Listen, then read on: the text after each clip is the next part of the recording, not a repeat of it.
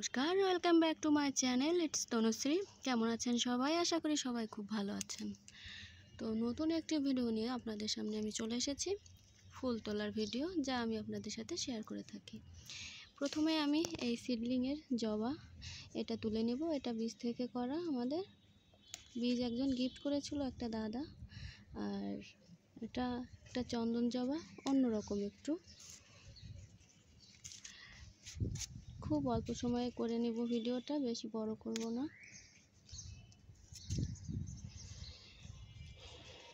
এখানে চন্দন জবা ফুটেছে 3টা, ভিতরে একটা ফুটেছে। এই যে দেখুন, সাইজটা একটু ছোট ছোট হচ্ছে। যা হোক, এখানে একটা গোলাপি জবা,